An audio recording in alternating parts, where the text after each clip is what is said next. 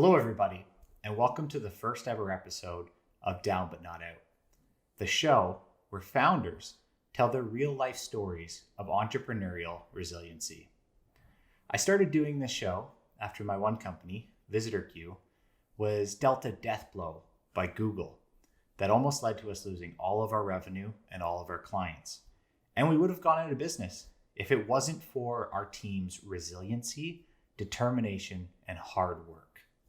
You see, I love a good underdog, so these stories resonate more with me than the $1 billion exit or the story of how your company IPO'd. These are stories of grit, meant to inspire you, the listener, to keep fighting. As entrepreneurs and business owners, we will have our backs against the wall multiple times throughout our journey.